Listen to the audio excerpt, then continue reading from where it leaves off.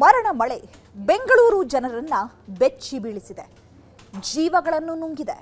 ಆದರೆ ಇದು ಬೆಂಗಳೂರಿಗೆ ಮಾತ್ರ ಸೀಮಿತ ಆಗಿರಲಿಲ್ಲ.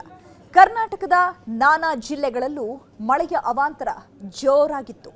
ಇಳೆಗೆ ಬಿದ್ದ ಮಳೆ ಬೆಳೆಯನ್ನು ನಾಶ ಮಾಡಿ ರೈತರನ್ನ ಕಣ್ಣೀರಲ್ಲಿ ಮುಳುಗಿಸಿತ್ತು. ರಣಮಳೆಗೆ ಬೆಳೆ ನಾಶ, ರೈತರ ಬದುಕಲ್ಲಿ ಕಣ್ಣೀರು. 25 ಜಿಲ್ಲೆಗಳಿಗೆ ಯೆಲ್ಲೋ ಅಲರ್ಟ್, ಇನ್ನಷ್ಟು ಬೆಳೆಹಾನಿಯ ಆತಂಕ. ಮರಣ ಮಳೆ ಬೆಂಗಳೂರನ್ನ ಸಾವಿನ ಕೂಪಕ್ಕೆ ನೂಕಿದ ಮಳೆ, ಅದೆಷ್ಟೋ ಏರಿಯಾಗಳನ್ನೇ ಮುಳುಗಿಸಿದ ಮಳೆ, ಅದೆಷ್ಟೋ ಕಾರುಗಳನ್ನ ನಜ್ಜುಗುಜ್ಜು ಮಾಡಿದ ಮಳೆ, ಮರಗಳು ಕರೆಂಟ್ ಕಂಬಗಳನ್ನ ನೆಲಕ್ಕುರುಳಿಸಿದ ಮಳೆ ಕರ್ನಾಟಕದ ವಿವಿಧ ಜಿಲ್ಲೆಗಳಲ್ಲೂ ವಿನಾಶ ಸೃಷ್ಟಿಸಿದೆ. ರೈತರ ಬೆಳೆಗಳನ್ನೇ ನುಂಗಿ ಕಣ್ಣೀರಲ್ಲಿ ಮುಳುಗಿಸಿದೆ. ಇಷ್ಟೇ ಅಲ್ಲ, 25 ಜಿಲ್ಲೆಗಳಲ್ಲಿ ಯೆಲ್ಲೋ ಅಲರ್ಟ್ ನೀಡಲಾಗಿದ್ದು ರೈತರನ್ನ ಕಂಗಾಲು ಮಾಡುತ್ತಿದೆ. ಚಿತ್ರದುರ್ಗದಲ್ಲಿ ಶೇಂಗಾ ಬೆಳೆ ನಾಶ.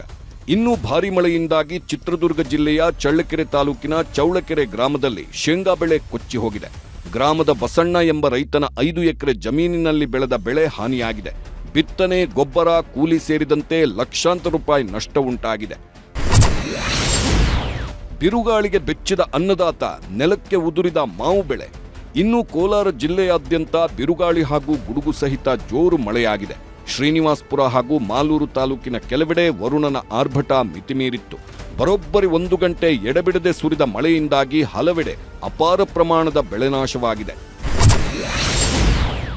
100 ಟನ್ ಮಾವು ಮಣ್ಣು ಪಾಲು.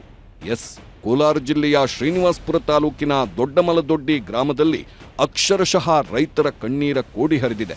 ಕೇವಲ ದೊಡ್ಡಮಲದೊಡ್ಡಿ ಮಾತ್ರವಲ್ಲದೆ ಶ್ರೀನಿವಾಸ್ಪುರ ತಾಲೂಕಿನ ಆರಿಕುಂಟೆ ಸೇರಿ ಹಲವೆಡೆ ಮಾವು ಬೆಳೆ ಸಂಪೂರ್ಣವಾಗಿ ನಾಶವಾಗಿದೆ.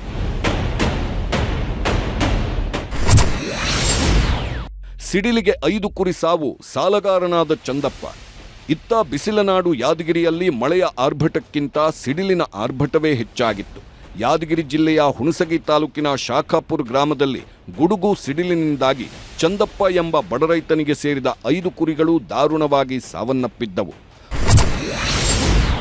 ಮದ್ದೂರಿನಲ್ಲಿ ನೆಲಕ್ಕಚ್ಚಿದ 20 ಬಾಳೆಹಣ್ಣಿನ ಗಿಡಗಳು.